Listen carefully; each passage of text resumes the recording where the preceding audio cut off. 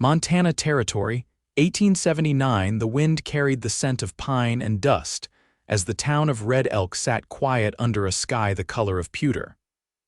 Virginia Nolan stood at the edge of her small homestead, arms wrapped around herself, watching the trail that led down from the hills. She had not expected anyone. No one came this far unless they were lost, or looking for trouble. Her heart kicked up, but she did not move. She had learned not to flinch too fast. She had lived here with her two children, Samuel, 9, and Sadie, 6, since the day her husband rode off and never came back. That had been 3 years ago. No letter, no trace, just a broken wagon wheel outside Helena and a rumor that he had found a prettier life somewhere else. Since then, Virginia had done everything alone: chopped wood, hauled water, patched Sadie's doll with fishing line when the thread ran out. And she had not trusted a soul since. Then the rider came into focus, tall in the saddle, broad-shouldered, dust on his hat, and a rifle strapped across his back. His horse moved with purpose but not haste. He was not running. That made her nervous. She stepped down from the porch, keeping her voice steady. "You lost." The man slowed his horse. His voice was deep, calm. "No, ma'am, not lost. I saw smoke. Thought maybe someone needed help. We are fine." Virginia kept her eyes on his hands. They were large, sun-darkened, resting easy on the reins. He dismounted. "Name's Gideon Barrett," he said. "I was with the cattle drive from Fort Benton. We got caught in a flash flood near the Mussel Shell. My horse got injured and I was told this trail might lead to shelter." She watched him for a moment. He looked honest, looked tired, but she had been fooled before. "You can water your horse," she said. "There's a pump out back." He nodded once. "Thank you." Samuel came out onto the porch then, barefoot and blinking in the sun.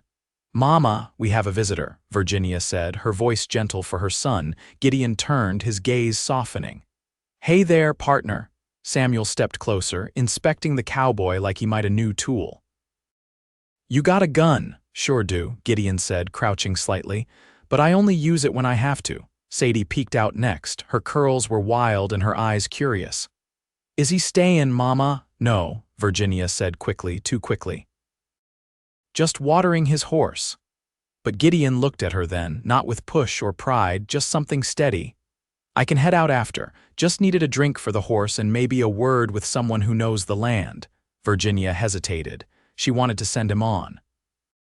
But something in her chest tugged an old ache. She had known silence for too long. And the way Samuel watched him, like he had not seen a man stand still without shouting or staggering in years, it did something to her. "You can stay for supper," she said after a moment. "If you help me with the woodpile." Gideon smiled, not too wide, not eager, just grateful. "Yes, ma'am." By sunset, Gideon had stacked enough wood for a week and patched the hinge on the chicken coop. Samuel followed him everywhere. Sadie brought him wildflowers like an offering.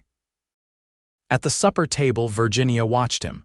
He chewed slow, listened when the children spoke. He did not treat them like burdens or like things to be ignored. "What are you headed toward?" she asked. "North," he said. "Maybe toward Kalispell, maybe not. I got no one waiting on me." She nodded. "That makes 2 of us." He looked at her then, something flickering behind his eyes. "How long have you been out here alone?" 3 years. "That is a long time to carry it all yourself." "I manage. I can see that." She shifted in her seat, not sure how to take that. It was not a compliment, not quite, but it was not pity either. That night she let him sleep in the barn.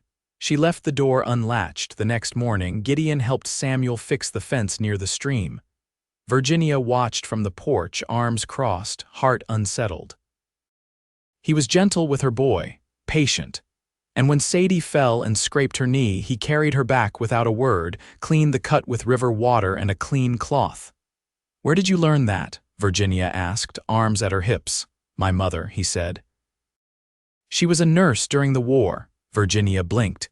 "You were in the war," he nodded. "Fought at Shiloh, lost 2 brothers, lost a lot more after." She understood that kind of loss, the quiet kind that never left, the kind that changed the way a person looked at the morning. "You do not talk like a ranch hand." "I am not much of one," he said. "Truth is, I do not know what I am anymore, just trying to find something decent." Virginia looked away. There is not much decent left. Maybe not, he said. But I think I found some.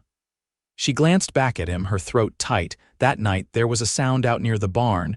Virginia grabbed the rifle. Gideon was already there, crouched low. 3 riders, he whispered. Saw them cutting across the ridge earlier. They have been watching. Bandits? Maybe worse.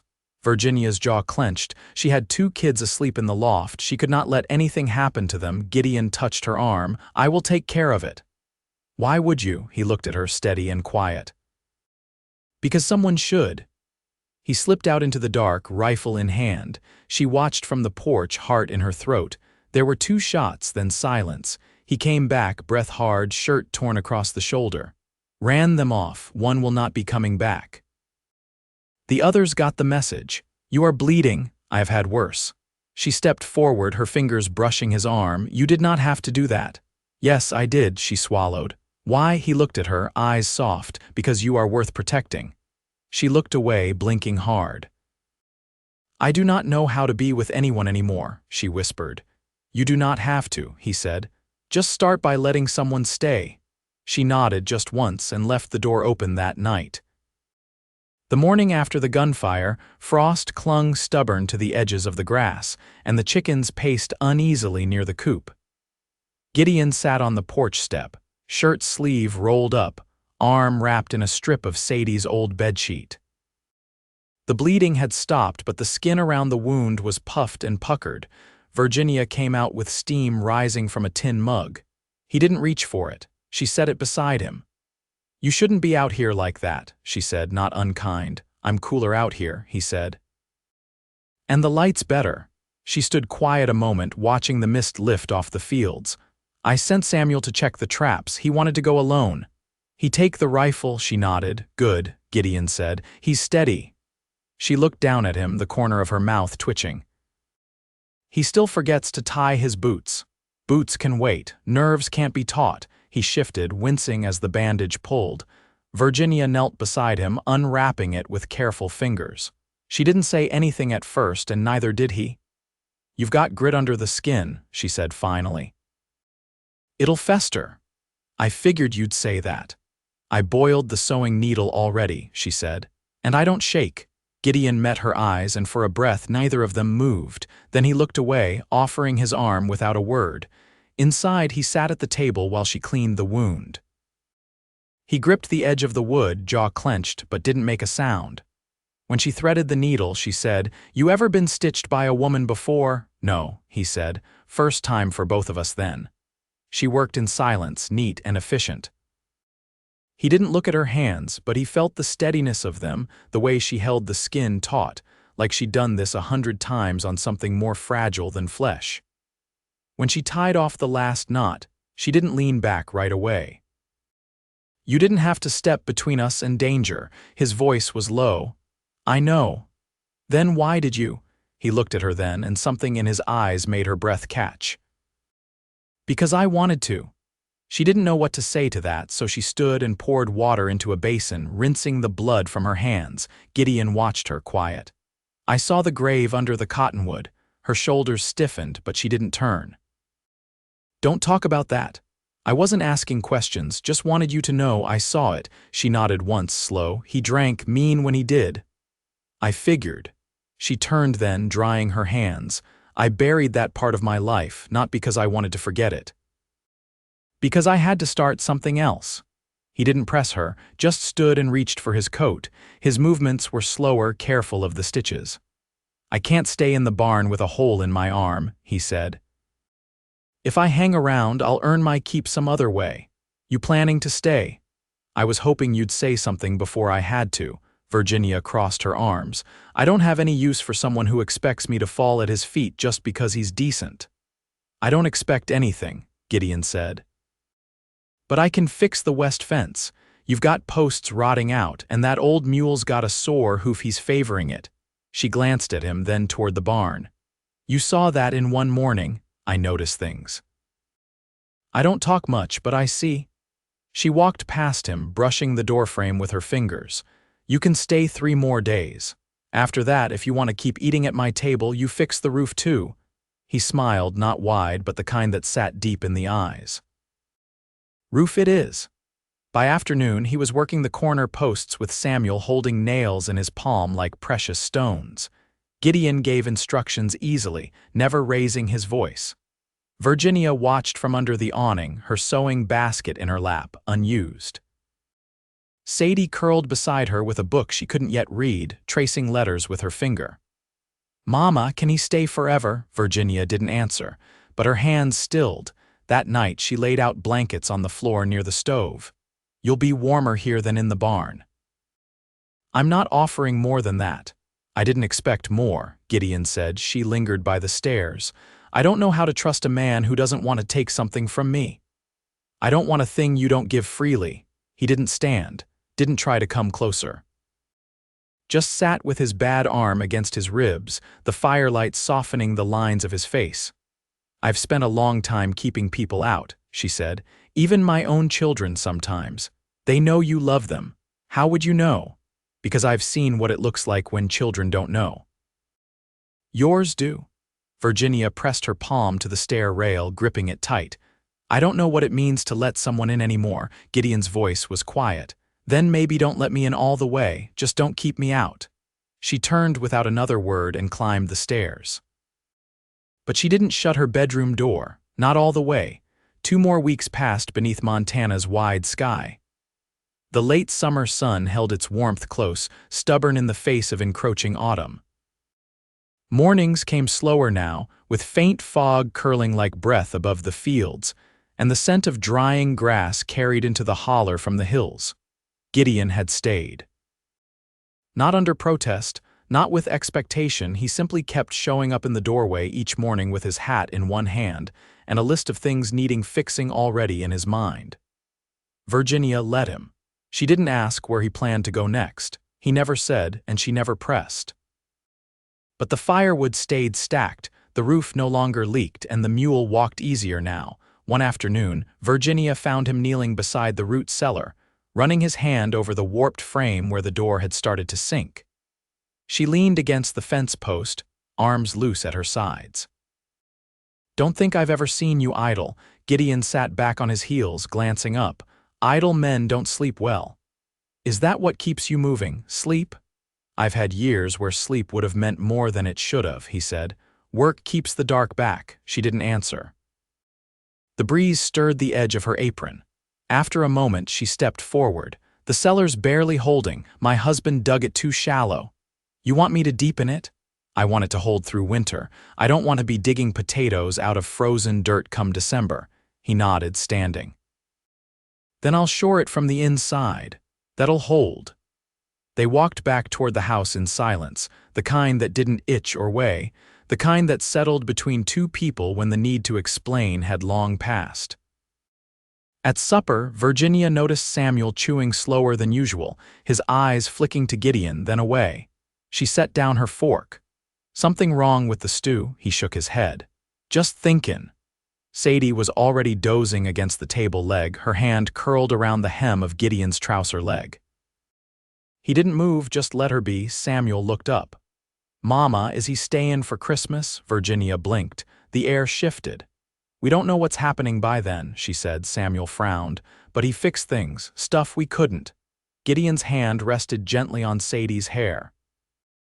"I'll stay as long as I'm wanted," he said, looking only at Virginia. She didn't answer. But she didn't say no. That night, after the children were asleep, she stepped out onto the porch. Stars scattered overhead, sharp and silver. The air had that brittle edge that came after dusk in late September. She heard his boots before he stepped out. He leaned against the rail, not quite beside her. "You ever think about leaving here?" he asked. "Not once I got the land working again." "You ever want to?" She folded her arms. "Wanting something and being able to chase it ain't the same," he nodded. "I thought I wanted to ride north, find something untouched, but the farther I rode, the less I was looking for. And now I think I was running from what I already had. Or could have." She turned to him, the porch light catching the line of his jaw. "You don't know me. I know you don't flinch when you're scared. I know you keep food back for your girl even when there's not enough for yourself. I know you don't ask for thanks when you give more than you should. Her voice came quieter. You've been watching. I've been paying attention. She looked away. I don't know how to let someone in without giving them the power to hurt me. I don't want power over you, Virginia. Then what do you want? He didn't speak right away. When he did, it was soft and certain. I want to build something that lasts longer than the pain. She stared at the horizon where the hills met the sky, then slowly she reached for his hand, just a brush of fingers. I don't know what to do with peace when it comes, she said. Then I'll sit with you while you learn. She didn't pull her hand away, and when they went back inside, it was together. By October, the first hard frost came. Ice rimed the windows in the morning, and the mule's breath hung in the air like smoke.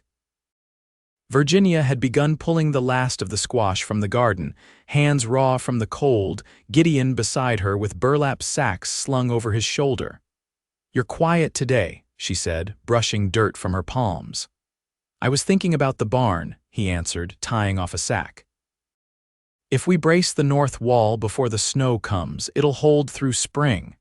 Virginia nodded, but her eyes lingered on him. That all you were thinking about? He didn't answer at first, just bent to lift the sack into the wagon bed. Then he straightened, his gaze steady. I was wondering if your boy ever had someone teach him to shoot proper, not just hold a rifle but really shoot. She blinked once. No, his father never had the patience. Would you mind if I did? Her breath left her in a gust. I don't know, he's still a boy. He's growing, Gideon said. And he's got a quietness about him. Good shooters are like that, they don't rush. She looked at the house. If you do it slow, no showing off. I've never been much for show. They loaded the last of the harvest in silence. Then she said, I used to think I could do it all.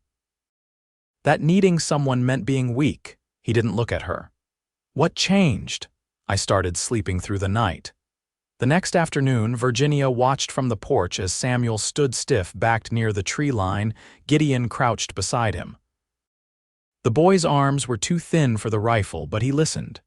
Really listened. Gideon didn't touch him except to adjust the set of his shoulders, then stepped back, letting Samuel fire into a stump half rotted through. Sadie sat on the porch steps, picking at a length of yarn. Is he gonna stay forever? She asked. Virginia didn't answer right away. Forever's a long time. But he makes things better, he does. Sadie looked up at her, eyes wide. Then why don't you let him kiss you? Virginia froze. Her voice came low. What makes you ask that? 'Cause you look at him like you want to. Virginia stared out across the field, pulse loud in her ears. That's not something little girls need to worry about. Sadie nodded, unconvinced. Okay. That evening, while the children dozed near the stove, Gideon lit the lantern and unfolded a piece of oilcloth on the table. Inside it were 3 items. A pocket knife, a carved bone button, and a silver coin dulled with age. I meant to give this back sooner, he said, nudging the button toward her. She touched it with 2 fingers. Where'd you find it? Under the porch. Samuel said it came off your wedding dress. Her hand curled around it. I didn't think I'd ever see it again. I figured it wasn't mine to keep. She stood still for a moment, then turned toward the cupboard. I made coffee. That why the place smells like burnt chicory? She glanced over her shoulder. You complaining? Not at all. She poured 2 cups and set them on the table. Her hands brushed his when he reached for his. Neither of them pulled back. He took a sip. I've been thinking, he said, about what you said before. That needing someone didn't mean you were weak. She traced the rim of her cup. I've been wrong before, maybe, but not about that. He leaned forward, elbows on the wood. I was married once, before the war. She lifted her eyes. Her name was Clara. She died of fever the winter I came back. I buried her myself. After that, I drifted, figured I'd never stop running. Virginia's voice was soft. And now, I stopped. She swallowed hard. I never wanted to start over, not really, I just wanted to survive. You've done more than survive. She looked down at her hands.